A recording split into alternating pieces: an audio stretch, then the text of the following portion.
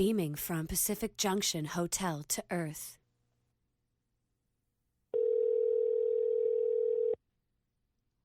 May, you're on with Sammy. Hey, me? Hey, How's it going? how are you? I'm good. Good. How are you? I'm good. I'm not in California like you, but so it's a little chilly in Toronto, but you'll have to send some of that sunshine over. Oh man, you're in Toronto? Crazy. Have you been to Toronto? That's awesome. Okay, must be freezing. No, I've been to Montreal, but I've heard great things about it. Okay. There's a lot of Hulu and Netflix shows and stuff that shoot down here, so hopefully we'll get you out here one time. Oh yeah, I would love that. And the last thing, it's an important thing, is word on the street is you have a very fresh Montclair jacket. Oh, how did you see that? Is it really fresh? My blue one? Yeah. Yeah, I love that jacket. Did you see that off Instagram? No, I'm friends with Dave Marhaj, and he and I were just talking, and when I finished watching the episodes last night, he and I were on Twitter talking back and forth, and I said, I'm talking to May tomorrow, and then he goes, that was the first thing he said, she's a lovely person, and she's got a fresh jacket. Oh my gosh, he's so funny. Well, thanks, Dave. Yeah, so I had to acknowledge the jacket, right? We can get to the TV show. We'll get to the TV show. But I got to acknowledge the jacket. The jacket's more important. Yeah. Yeah. My brother got me that jacket. My brother's 7 years older than me, and he got it for me like 10 years ago. It was such a nice gift, and it's just lasted me for so long. So I'm like eternally grateful. Okay. See? Now we got the important stuff out of the way. Let's focus on the TV show. Great, sure. Yo, welcome to my Summer Lair. I'm your happy host, Sammy Younan, and today's guest is from the Hulu TV show Ramy, which is like a Middle Eastern, like Atlanta. It's like the Donald Glover show. It's similar in style, but it's set in New Jersey, and there's like lots of Middle Eastern people. So I'm going to have you introduce yourself, and since you lived in Boston and Houston and New York City, and now you live in LA, tell me, how is the pizza in those cities, or is New York just the best pizza, and that's the end of the discussion? New York might be the best pizza, and I wouldn't have said that, but I recently tried Prince Street Pizza, and I'm kind of sold right now. Yeah. All right. I don't know if I said that. I don't know if I said that because I was also like pressuring myself to say that because it's just the expectation, and like I don't want to get thrashed by people who are like, you don't know pizza. Truth is, I don't really know pizza, but I know for sure that's a good pizza, so I'm kind of playing safe right now. Okay, so I've heard a nerve here. There's some angst there. You have some pizza angst. A little, yeah. You kind of threw that at me. All right. But it's very similar to your character, Dina. So the show, Ramy, is basically created and produced and starring, and some of the episodes are written by Ramy Youssef, a stand-up comic. And on the show, you play his sister, Dina. You don't have pizza angst. You have kind of like Muslim angst, I guess is the better way to put it. Yeah, we don't explore the pizza angst. Yeah. So Ramy, the issues that Ramy's facing, he's kind of dealing with the Egyptian community and the morals of that versus being a millennial. That's his dynamic. What are some of the issues that Ramy's sister Dina is facing on that show? I mean, Dina's facing the same issues. It's just coming from a different perspective because she's a girl. Like Ramy faces these issues, but he's still able to explore a lot of them and like take it, like test where his edges are and where he wants and kind of dip into his curiosity, whereas Dina is not even able to go that far. You know, she's kind of like craving the experiences but held back because she's a girl. She also didn't seem all that bothered though by like approaching or flirting or talking to a white guy, whereas Ramy seems a little more hung up on the ethnicity or the religion of a girl. You know what I mean? Yeah, I guess I didn't think about that. I think that she's just really eager to, like, when she's made a decision to do a little exploring, it's sort of just like going out there and whoever's there at that moment, you know what I mean? It's not really like she's like not yet. She hasn't even had like a taste to really be like, this is what I want. So a boy is a boy basically for her. I mean, no, that sounds really awful. But like, I think that it's just someone that she's had her eye on, Mm-hmm. and it sort of made sense in that moment to go for him. Yeah. And so, based on what you're saying about Dina, like, how do you view and play her? Like, is she kind of angry? Because sometimes some of the family scenes, she can be a little bit more rougher around the edges. So is she kind of like angry at the situation? Because you talked about like the culture that she's in and how it's kind of preventing her from doing certain things. Is she kind of angry, or she kind of just knows really kind of this is the way it is? I think it's a combination. I really think that like she's really layered and can see exactly what's going on in that family dynamic, especially with like the gender differences and the expectations. But at the same time, she's human. You know what I mean? She's not like a saint to just be like, I can see what's happening. It's fine. Like she still feels frustrated, and out of that frustration comes like the sarcasm and the attitude. Mm-hmm. So out of context, do you feel viewers who didn't grow up with that culture, do you think they will misunderstand how Dina's parents, your parents, kind of deal with her? Like, because there's a weird thing, because like you mentioned the double standards, but at the same time, a lot of our women are really strong. Like they're a forest of oaks. Oh, I think Arab women are like the strongest women. Right? Okay. But it's a strength that might not really be recognized everywhere. Yeah. You know? It's kind of it comes off as a silent strength. Yeah. And that's what I'm saying. So like you go through those double standards and you go through that family and those situations. And that's what I'm saying. So do you think out of context, viewers will kind of miss that strength or the byproduct of those experiences? I'm not sure. I met someone who was not Arab, and they saw a clip of the trailer and they're like, oh my gosh, I related to that so much. My family did that to me with my brothers. And so I don't know if the dynamic would be the same, and that they have this like inner strength with the patience that a lot of Arab women have. Mm-hmm. I'm sure, you know what I mean? But I do think in some ways it's very universal, but then like from a complete different perspective, I think it's going to be like a whoa kind of moment, especially when people realize she's 25 and that's what she has to go through. I think when you watch it for a while though, you just get it. It just kind of makes sense for this family and why the parents are doing that, because you can kind of like see the parents and maybe their limitations. Maybe it's because I just know the culture so well. I guess I'm curious about that too. Yeah, because it's a weird thing, because like you said, there is a double standard, but at the same time, there's also a love there. They wouldn't do this if they didn't love you, if that makes sense. Yeah, and that's the main thing with like, even, I mean, my own parents, you know, when I'm like faced with something and I'm just like, are you serious? No one else has to go through this. I can meet them where they are and see why they're doing it. And when you like I just love being Arab, you know, and like when you really know the culture, you just appreciate all. Maybe it's with age that you learn to appreciate it. When you're a kid, you're like, what is happening? But yeah, I honestly, I appreciate it, and I've learned how to navigate it. And I actually like to sit back and be like, is there a point here? So yeah, I don't know if she is necessarily at that place where she's like, I can appreciate the point. You know, she's kind of just frustrated. But I feel like within her experiences, she'll start to see some of the points. Yeah, I could see that. We tend to also, there's two kind of groups of Middle Eastern and kind of Arab people, I guess, as a generalization, where there's the ones who kind of know, they follow the right path, the quote-unquote right path, and they become a doctor or a lawyer or a pharmacist, and then that's the safe bet. And then those are, right? And then those are the ones that usually get married and have the kids, and they do the quote-unquote the right things. And then there's others like yourself and myself who take the crooked path, and they go down What are you trying to say? Excuse me. There's a sarcasm there. I get you. Right? But, and you... It's my sass. It's fine. Yeah. Right?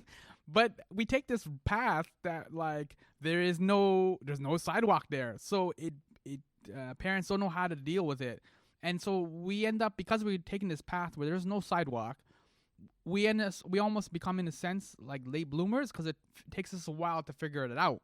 Does that make? That's Oh what I my was getting gosh, at. yes. Yeah. I've experienced that so hard, especially because my brother is an engineer. So he kind of had it all figured out Yeah, he did the path. at a very early age. Mm-hmm. He did the path. And I say that with love, you know, he's creative in his own way.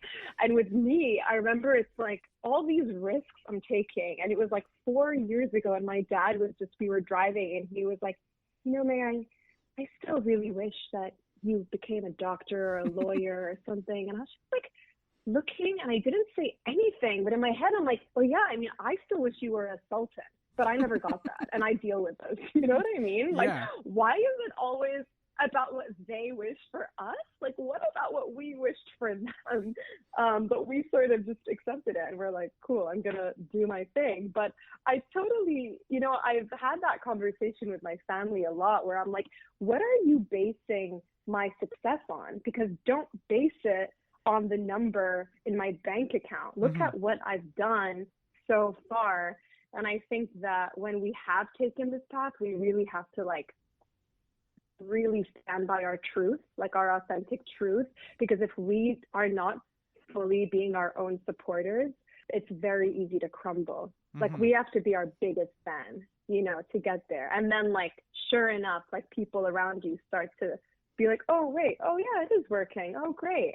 And yeah, totally, it happens at a later age. And sometimes I'm sad about that. Like, I see people in the States growing up, and at 7, they're like, I want to be an actor, and their parents are already taking them to get signed up at an agency. Yeah. And I'm like, wow, I have to wait so late. But part of it too is like your parents, same as my parents, immigrated to mine to Canada, yours to America, and so there's a universal immigrant thing of safety and security, right? Where like the world's always going to need a pharmacist. The world's always going to need a lawyer. We actors can come and go, writers can come and go. And so the parents, I think, again, this is what I was saying with that tension, where they're trying to be loving, and they want you to have safety and security and the idea that you can feed children. They want the stability. Yeah. So that way you're taken care of, like, because they know they won't always be around. So it's kind of mean in a way, but it's also very loving in a way. It's not, it's not mean. In some ways, it's just overprotective. In some ways, I'm like, you gotta let someone discover. It's not always, you don't always find people being like, this is my passion, you know? So when you have that, I think you really need to let someone explore it, because they're gonna find themselves through it. And the thing is, I can see my dad's perspective on it. You know, I completely get it, but it's also like, maybe that's not what I want right now. You know, like the whole, like, that path that we were talking about. And it's like, that's what you wanted. Can you try to see that maybe it doesn't excite me as much? You know, and I mean, he also just doesn't want me to like be in a sex scene on TV. That's like one of his biggest fears. Oh boy. So like, there's a couple of spicy moments in. Oh, I mean, he watched it. I made him watch it when I got like an uncut version. I was like, Dad, I need you to sit down and see this fully, because it's not gonna be a surprise. We're not gonna do that. All right. And he tries. He's been evolving. Like, he'll come to me every once in a while and be like, it's okay to, you know, do something and not show any body parts, or it's, you know, but like, it's just like, Dad, that's his main concern. When I'm like, oh, I'm working on this new project, he's like, May, please, no bed scenes.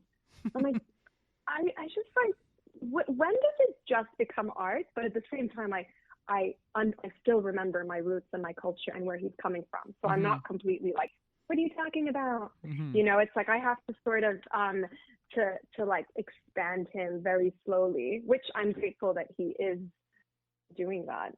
Really, I'm very lucky, actually. Is it difficult though for you to do, like, to approach or to kind of engage those spicy scenes, knowing too that there's this extra layer, like you talked about, like other Americans, for example, and they're putting their kids in acting class at 7 and they don't think it's an issue. But now you have this extra cultural layer on top of it. Is all that going through your head as well as trying to make that scene as authentic as possible? You know what? Not at all. I remember because I was in Dubai until 28, And then I was in the States. I went to college. I mean, I was in high school in the Middle East, and then I went to college in the States.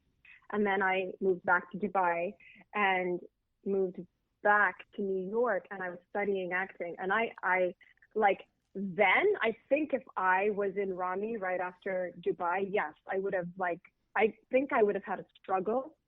But after spending the 4 years in New York and going to acting school, and acting school kind of strips you of so much, at least me, I didn't think twice about it. I'm like, I'm just being very transparent right now, and it feels very right. And I know some people are going to appreciate it, and some people aren't going to appreciate it, and it's fine. That's a great attitude. So typically, like, there's another path that we can talk about, which is like when Middle Eastern actors go out for auditions, they usually get terrorists, or depending on how they look in their hair, they can get maybe like Spanish gangsters. If they're shooting something in LA or something. So what kind of roles like does a Middle Eastern actress like yourself get offered, or is there any kind of consistency? So the first three roles I got in the same year were like covered, traumatized woman, like crying and just like in a state of like angst about a situation, literally each one of them. And I just remember one, like, it was fun because it was, I was always like, oh, this is going to be my way in. And it was. And then I reached a point where I was just like, I feel like I'm one note right now. Like literally in all of these scenes, I'm doing the same thing. I felt like whenever I went in for an audition for like, a Jessica, that casting directors were like, I just wasn't understood. And I know that I didn't grow up in America. So I just feel like they're looking for one thing, and when you throw someone else, I guess I just wasn't those things, you know what I mean? But it was frustrating because I do just want to be seen as a different person and not as an Arab. And I hope that with Ramy that can open, and I really hope that for other Arab actresses, they don't have to think of it like, oh, I need to be that terrorist's wife or this or that, in order to get my big break, but they can just book the whatever role as just the person, and that's the thing is when there's this, it's like if you're gonna, it almost feels like, oh, if it's gonna be Arab, we got to go to the extreme of it, and it's just like, well, where's just the normal person who also goes to a high school here or whatever. Yeah, but I mean, that's the thing. Like with almost any character, it's kind of like, it's almost a stereotype in a way. Like if it's a gay character, it's like he's very gay, or you know what I mean? So it's like it becomes the defining characteristic of the character rather than just an aspect of the character. Yeah, I guess we need the stereotype of just the normal or the middle, we need this the ambiguous. We need the stereotype of the person that you cannot place. And I don't think people are I think we're ready to go there, and we're going there. But I think this is a really great time, actually. I'm really excited for actors who like myself have grown up, who you can't really place, I guess. Yeah, I mean, visually, if you just saw a photo of you or outside of the Ramy context, for example, it would be sometimes, and I'm sure even in real life, you've had people trying to figure out where you're from and guessing different cultures. Oh, always, yeah. Right? So you're lucky that in that sense too. You may not be able to pull off a Jessica, but you can maybe pull off some sort of other like a best friend of something. I mean, I think I can because what is Jessica? You know what I mean? Yeah, I know. There shouldn't be an idea, but I know exactly what you mean. And so you mentioned being in New York City and going to acting class and acting school there. You were also involved briefly in the New York Arab American Comedy Festival. Yeah. What were you doing there? Can you talk a little bit about that experience? Because I've been to that event, and it's a lot of fun. Oh, no way. Yeah, that was, so after college in Boston in 2009, I came to New York for 5 months, and I had a good family friend who happened to be in the industry, and she introduced me, and she told me just to come in for an audition. And so I joined like this one sketch, and I loved it because I'm still friends with a couple people. One of my best friends now, who actually Laith, who plays Uncle Nassim on the show, is one of my best friends, and we met on that show. So it was just like a lot of fun, and it just gave us the community, and that community like has helped support through our, you know, journeys of trying to make it. So I mean, it was a fun festival, but I only did like one, you know, sketch in it, which I don't really remember. It was so long ago, but I think it gave the gift of community from there. I didn't meet Ramy on that though, which is funny because he was also part of that. Yeah. But yeah, you mentioned like early on, because when we were talking about like the double standards that your character Dina is facing, and I asked you if like, basically I was asking like if white people or other people who are not Middle Eastern would watch this, and what kind of context they would take away, or what kind of lesson they would take away. You just mentioned like the Middle Eastern culture, the Arab culture being supportive. Do you think our culture will watch this and like really get behind this? Yeah, I think there's going to be some who do and some who don't, like in any situation. You know, I feel like this show sort of, in a tasteful way, airs out some of our dirty laundry, and I don't feel like first of all, everything that I say is from my perspective, and I don't know everything. So like sometimes I say things and like people are like, well, she should read this or that, and I'm not at all saying I know everything, but from what I know, I just feel like Arabs, as Arabs, like we haven't been given that support to like authentically represent ourselves from all sides. And I see that ends up creating situations where we're only portrayed from one angle, you know, on TV or whatnot. And we're finally trying to share stories and experiences that are universal to everyone so that everyone can relate to us on a human level. And I think that some people are going to want to stick in that paradigm of like fear, and they're not going to appreciate it. And then others are going to maybe have like realizations and be like, oh, whoa. And then others are just going to be fully like, yes. And that's just going to be navigating between like those three perspectives. I mean, there's going to be more.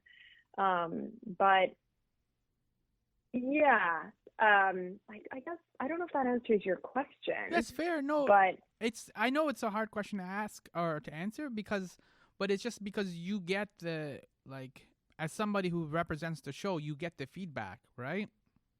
And so you get to hear some of what people are saying. Yeah, I guess I haven't gotten much yet, though, because it's not been out. And the people who have seen it are people who like it or they're here. You know, I've not had someone come and challenge me on something. And I totally would love that. I would love to be challenged. I would hate for someone to just, like, throw a blanket statement or just be like, this sucks. Like, no, I would want to know, like, wait, tell me how you feel and why, you know, and like, I'm curious. And at the end of the day, it's one story. It's like this family story. It's Ramy. You know what I mean? Like it's their perspective. Like we do not represent every Arab. And I think that's what sometimes people are like, oh, that's not true. Or like whatever. And they get offended. But it's like, wait. Just like pull yourself out of it. It's not about you, you know? And like, if you have a story, please come share it. Share your story. Just like accept something for what it is. No one is saying, hi, we are Arabia, you know? Yeah. Well, and touching upon our culture again, like two of our, I don't know if they're necessarily strengths, but two of our strengths are empathy and stubbornness. Right? Those kind of run Very through. interesting. Those run through a lot of like the people I know, a lot of family that I know. It's empathy and stubbornness, and so that's why I was kind of curious. Yeah. You're thinking about it now, or? No, I was thinking about what you were saying. I thought that was interesting because, like, I never would have just been like, oh yeah, empathy and stubbornness. Like that's, I mean, I see it when you say it, you know. Those are kind of what we're good at. Those two things. Yeah. Yeah, I can see that. Sometimes I feel like some of the stubbornness is like in what people want to portray, Mm-hmm. because people are exploring things, but it's kind of kept under the table. And it almost feels like sometimes there's this like unrealistic expectation of perfection that people are trying to always, I don't know, give off. And then I feel like the more perfection a certain person or culture is trying to exude, the more capacity for shame exists. And so I'm like, we can see that, like, what are you being stubborn about? What are you trying to like not change in your perspective or look at? Just like be open to it, and I don't know. That's where that took me. No, that's fair. There's many problems with perfection, but the main problem with perfection is that you're always going to fall short. You can't. There's no such thing as a perfect TV show or a perfect Ever, yeah. right? There's no perfect Muslim. There's no perfect wife. There's no perfect anything. So you fall short, and then that's like you said. Once you fall short, that triggers either the guilt or the shame, and then it's like, well, then somebody could easily say, well, then you suck at being a Muslim or a wife or an actor or whatever, right?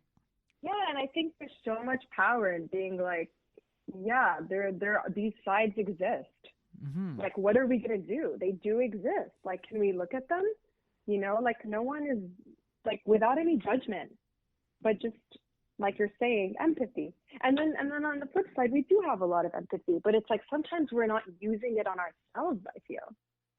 Yeah, and this is what I was saying before with like the path where like you have to become a doctor, you have to become a lawyer.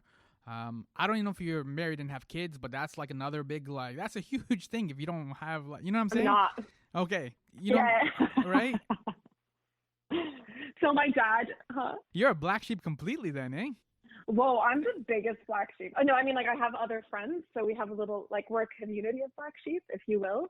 So Mhm. now we're not the black sheep anymore. I guess we're just a different color. But, like, my dad recently, like, was talking to a friend from back in the Middle East, and the first thing he told them when they asked how I was, he was like, well, she's not married yet. And I was like, can you not offer up my, like, relationship status? Like, can you, like, what about everything I'm doing? Is that not more exciting? Yeah. It's just the culture. It makes me laugh. And ever since doing Ramy, I start noticing these, like, little things, and I'm just like, and now they're just gems. Now I'm like, this is the culture. It's beautiful. Mm-hmm. Well, that's the Middle Eastern dad way of saying it's complicated. So complicated. You touched upon a couple of things, and I want to just go back to it. One was this idea of representation, and we've seen kind of two ways representation works. Where like Will Smith did, for lack of a better term, he did kind of a lot of like white movie work, like Men in Black and these kind of things, Wild Wild West and things like that. That were just generally aimed at a big, wide audience. Independence Day, and they were very successful, and he was a big box office star. Denzel Washington, he worked with a lot of black actors or directors like Spike Lee, and he did a lot of more insular black work, kind of like Malcolm X and things like that. Mm-hmm. Do you feel the tension between those two things? Kind of like Ramy would be then like a good Middle Eastern role and something you kind of represent the culture and you have that responsibility to show and represent the culture? Or do you want to, just like you said, go out there and be a Jessica and just be free and just tell a stupid, dumb romantic comedy story and then go home? I mean, when you put it like that, I don't want to.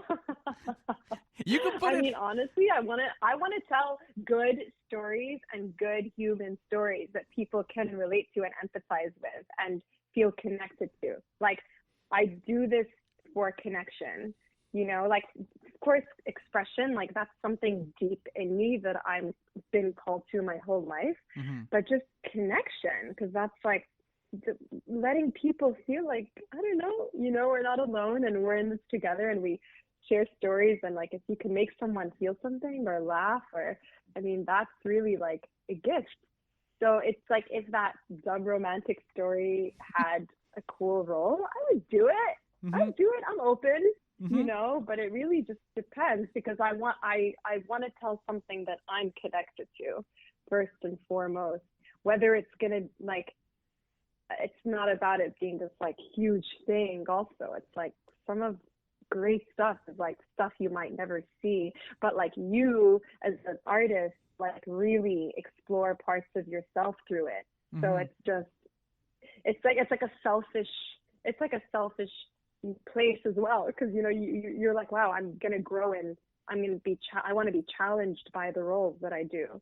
And I feel like, yeah, I guess that's the thing with some of these romantic comedies, is they're not always challenging, so it's very easy to get bored in them, or but I don't know, maybe it would be challenging. Let's see if one comes along that I'm like, this is different. Yeah. No, that's fair, because I mean, I think sometimes too, that's the other trap. Once you become this, like, because you're very bright and you're very outspoken. So once you become this kind of like Middle Eastern representation, it's like there's this pressure now to like only just do that kind of work and just fall into that trap. And like you said, then you don't get to challenge yourself. You don't get to try new things. You don't get to grow. You don't get to evolve. You just become almost like the opposite of like what you were saying before, where like you're just always, you get the same role over and over again. But now it's just you're at a bigger platform. Yeah, no one wants that. Mm-hmm. Yeah, we just like, it's just fun to tell good stories and also to grow. Like if someone was like, here's a movie and you need to learn Italian, like I'm going to jump on that in a second, because it's like, I'm an actor at the end of the day. Like, yes, I love to represent where I'm from, because I do believe like they need a voice, and I love where I'm from. So it's very easy to represent the Middle East. I have no shame showing parts of the Middle East that might not, like quote unquote ugly or whatever, because like the good is so much bigger in my eyes and my experience. But it's fun to just like morph, I guess, and learn, and we are all like, I don't know, we're all like, it's fun. It's just, who doesn't want to grow? That's like what I'm here for. Yeah. And that's actually that's the good work that an actor does, right? Because you are always, I don't know what the word is, vetting and going through your emotions and almost cataloging them in a way, right? In a way that you can then... We're like reborn always, yeah. So for this show, back to the show, Ramy, like, what do you pray for this show? Like, do you pray for success, or do you pray that it would open doors, or that people would see something different, or like, how do you pray for this show? I know that's a bit of a personal question. Okay. I mean, I pray that people can watch it and feel really happy and feel like they're represented, because I've not watched something where I'm like, oh my gosh, that's like me, So like, I mean, yeah, maybe maybe like with, if I saw another woman going through something, I'd be like, cool, yeah, that's universal. But I mean, I feel like we still need to see that Arab representation to connect to and feel that pride, like, for one thing.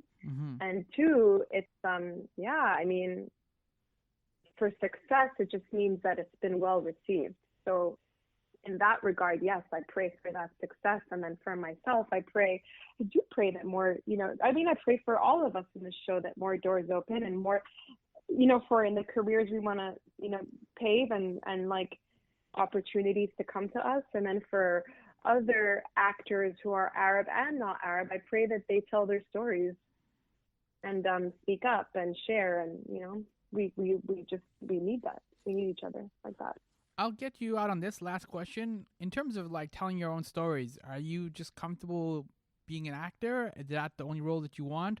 Or later on, or even now, something like writing or directing or producing or any other, because there's so many different amazing roles that you can do in film. Are any of the other roles really attractive to you and something that you want to explore or get into later on? Yeah, I mean, I want to create, definitely. I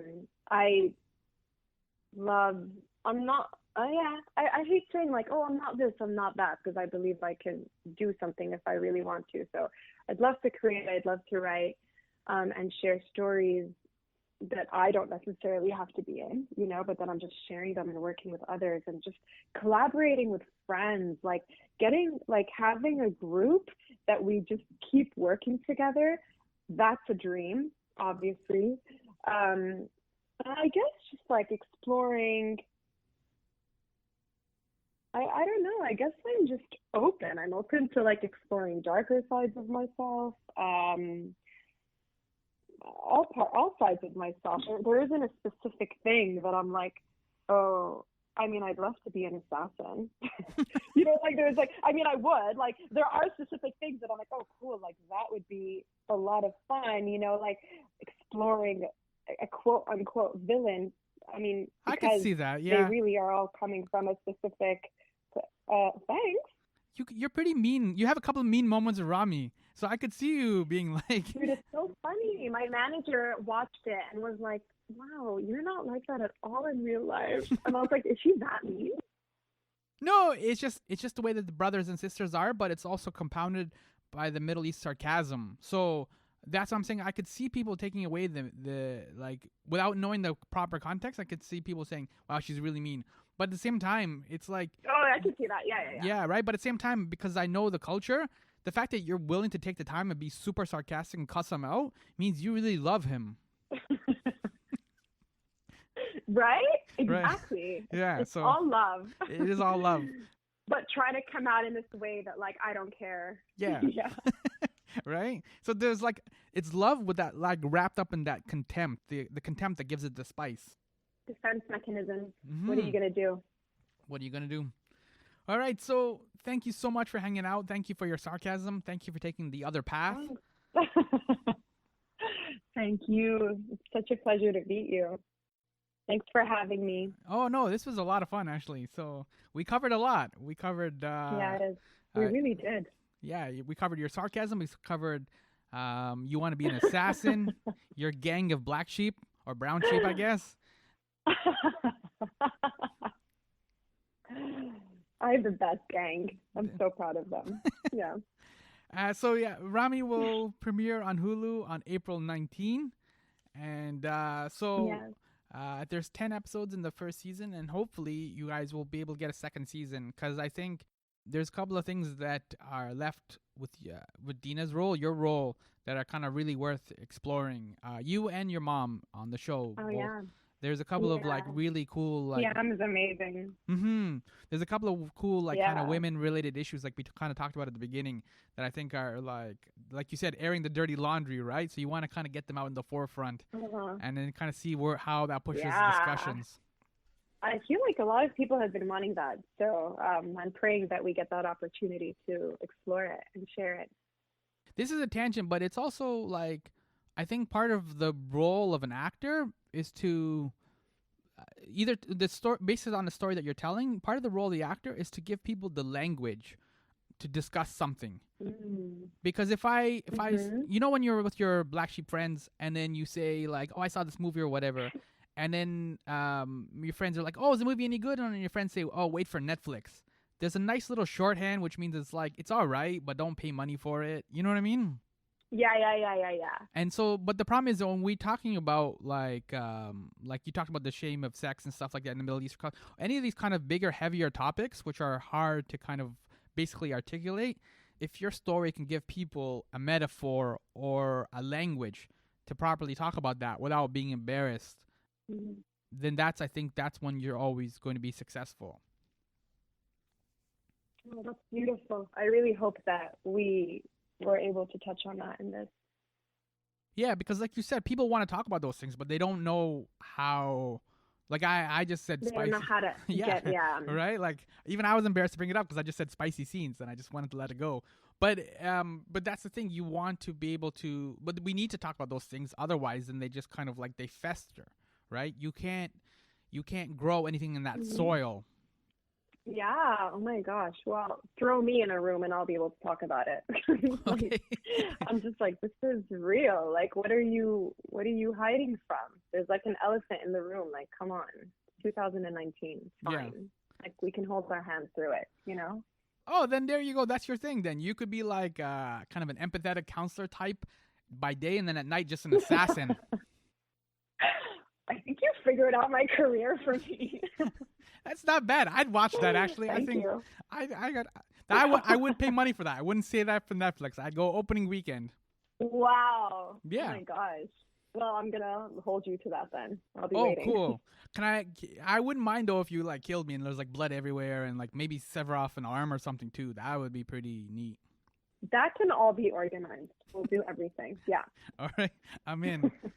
But congratulations on the show, May. Thank And yeah, when you see Dave, Thank I'll you. probably see Dave soon, Dave Marhaj. But I'll give him a high five and I'll tell him you were really sweet. He's right. You are really sweet and really kind. So, Oh, I hope I meet you in person and that we all hang out. oh, with the Black It'd Sheep be good gang. fun. Yeah. Okay. Awesome. Thanks. I'm gonna take that.